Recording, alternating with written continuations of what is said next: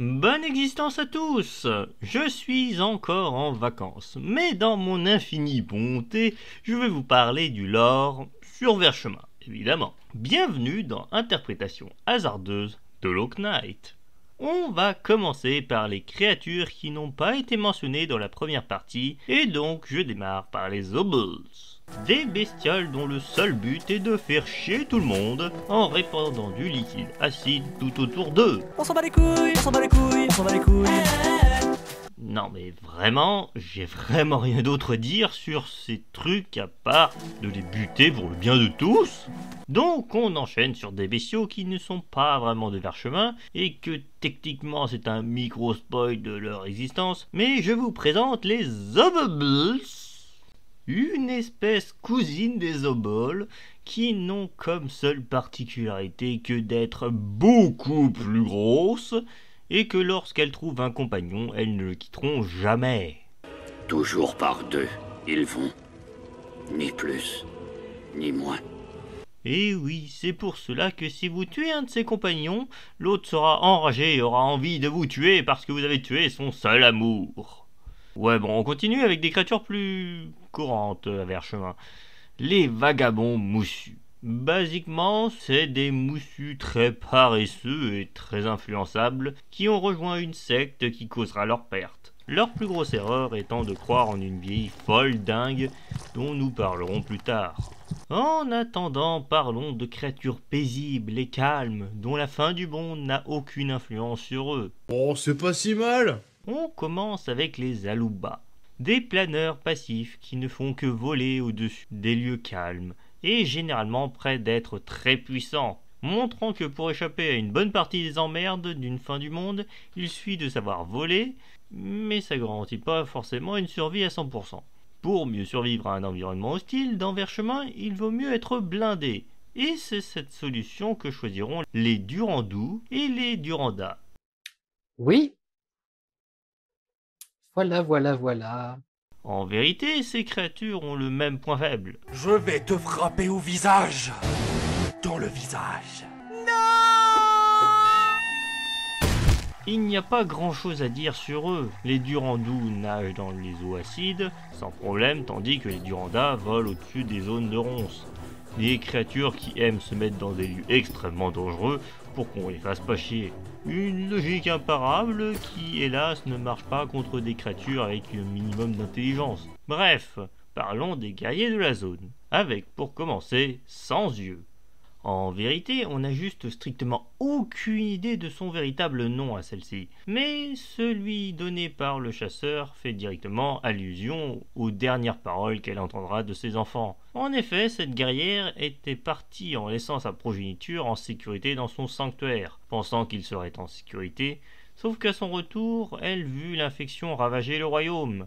Mais persuadée que ses enfants seraient épargnés, elle fonça à l'intérieur, sauf que ce qu'elle trouva fut des carcasses affamées et folles qui se jetteront sur elle pour lui arracher les yeux, et mourra dévorée par ses enfants ayant vu la lumière de radiance, et qui pense que le seul moyen d'y échapper est de perdre la vue. Lorsque nous interagissons avec son fantôme, celle-ci pense que nous sommes un de ses enfants, c'est pour cela qu'elle ne nous attaquera pas, et chante une berceuse pour calmer ses autres enfants qui veulent votre mort car vous avez des yeux. En effet, à la base, le combat devait être juste une phase où le petit chevalier devait esquiver les fantômes des enfants. Mais quelle que soit la version du combat, ça reste un combat chiant. Contrairement à Chéo, qui est beaucoup plus coloré. Il est l'un des trois frères Maître Aiguillon, ayant chacun développé une technique qu'on appelle Grandes Entailles. Et dans son cas, l'entaille implacable. Ce guerrier était le guerrier le plus expérimenté des trois maîtres. Mais son désir de force s'estompa avec le temps. Vous, en ce moment, c'est pas terrible. Ah non, mais ne réfléchissez pas, je vous l'affirme, c'est pas terrible. C'est nul, archi nul, vous êtes des zéros. Dégoûté des combats, il partira en exil au fin fond de Verchemin, dans un lieu extrêmement isolé et inaccessible, pour au final se trouver une nouvelle vocation, l'art. Qu'est-ce qui vous a motivé à vous installer dans cet endroit aussi dangereux précisément? Car c'est un endroit paisible, loin du chaos. Mais j'ai surtout suivi les enseignements de mon maître. Sly? Non, Jeff Goldblum. Bon, je vous laisse, c'est l'heure de ma prière. suprême. Gloire à toi, être suprême.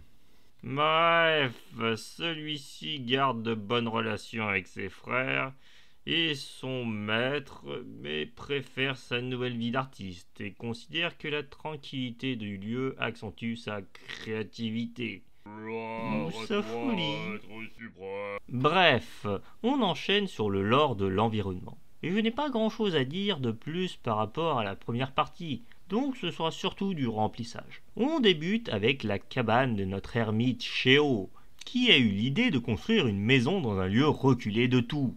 De pas voler, c'est original. À l'intérieur se trouvent des vestiges de son ancienne vie de guerrier, mais aussi des restes de créatures qu'il a vaincues et utilise aujourd'hui comme sujet artistique. On enchaîne sur le sanctuaire de pierre, un édifice conçu soit par le roi, soit par les fidèles de notre guerrière. Mais très franchement, je pense que c'est la deuxième option la plus plausible, surtout à cause de l'architecture qui est plus proche d'un lieu de culte autour d'une figure maternelle, que celle du roi qui aurait forcément mis sa tronche ou ses symboles partout si ça avait été lui. Regardez-moi, regardez-moi, regardez-moi, regardez-moi, regardez-moi, regardez-moi, regardez-moi. Même si je trouve que la représentation de la mer est vachement flippante.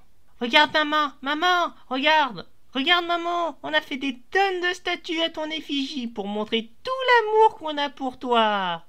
Oh, c'est mignon, chérie. Et on a construit un sanctuaire avec ton visage comme entrée, ainsi qu'une immense statue de ta tête dans une grande salle où l'on pourra te prier chaque jour. Oh, c'est flip. Je veux dire, c'est sympa. Bon, maman a du travail, donc restez ici. Et oui, le plus tragique dans ces réalisations, c'est que ces enfants ont bâti un édifice par amour pour leur mère, qui finira par devenir son tombeau par leurs propres mains. Ouais, c'est assez dur de rigoler quand on parle de ce lieu. Pour finir, il y a plus grand chose à dire sur les lieux, car la grotte d'Oun n'a pas vraiment d'histoire particulière, les tablettes font écho à ce que j'ai déjà dit, les installations sont des résultats de la colonisation du roi, qui aboutira sur le jardin de la reine, mais il y a quand même des éléments qui ne sont pas liés à Elonest et qui ont été créés purement par les moussus, de façon seulement décorative par rapport à leur culture. Donc, on va enchaîner sur les deux personnages importants qui n'ont pas encore été mentionnés et qui sont dans ce lieu. On commence avec le personnage le moins important. Je parlerai donc de la prophète Moussu, une vieille moussue ayant perdu l'esprit en entrant en contact avec Radiance. Sauf que celle-ci transmettra sa folie aux autres moussus en disant que de ne pas se convertir à la lumière était contre nature et déclencherait l'infection. Elle est morte par sa propre connerie, car c'est quand même ce qu'elle a vénéré qui la tuera elle et ses disciples. La prophète ayant aggravé le déclinement de l'influence d'Oun en disant que Radiance était la véritable forme de la nature. Sauf que... Alors là, le souci, c'est que y a pas grand-chose à expliquer. C'est juste, c'est pas vrai. Aucune étude n'a jamais montré ça. Aucune expérience ne va dans ce sens. Juste, c'est pas vrai, quoi. Résultat, de nombreux moussus seront infectés à cause de cette secte. Mais heureusement, elle s'éteindra d'elle-même. Et de nombreux moussus continueront de croire en leur véritable créatrice, Oun. Et donc, on conclut avec notre première entité divine que nous avons découvert pour le moment, un des fameux Wyrms dont est parti le roi. Oun est un être supérieur, à l'origine de toute la vie sur Verchemin, et ironiquement, l'apparence du royaume prend tout son sens maintenant qu'on sait que c'est une limace, et donc forcément, elle rêve de buissons à manger. Mais attends, tu veux dire que la création de notre monde est purement le fruit d'une déesse qui rêvait juste de salade à manger ? En ultra simplifié, ouais. Et oui, être une entité supérieure aux pouvoirs cosmiques phénoménaux ne veut pas forcément rimer avec un intellect immense, ou n'ayant un intellect plus proche d'une créature très basique. Cependant, les moussus vénèrent Oun et attendent son retour. Mais franchement, je ne suis pas sûr que ce soit une très bonne idée qu'un buisson invoque une limace. Oun, je t'ai enfin trouvé. Sauve notre royaume de... Ouais, bon, je suis méchant, mais franchement, Oun ne parle pas et ne pense pas, donc forcément, dur de penser autre chose que cette créature doit être très primitive, mais très puissante, tout simplement. Mais franchement, chapeau pour le résultat. C'est comme si un poisson rouge rêvait de nourriture et ses rêves créaient l'Atlantide. Clairement, j'ai un grand respect pour cette bestiole, dont le charme permet de se transformer en mini-limace, ce qui semble être une haute distinction dans le royaume des moussus. Voici notre nouveau prophète Dune. Oh! Ouais, bon, on commence à partir en couille, donc on va en rester là. J'espère que vous aurez appris des trucs et que ça vous aura plu. Allez, à la prochaine. Et je retourne et... Ah! Non, mon canapé tout neuf! Espèce d'enfoiré! Je me vengerai!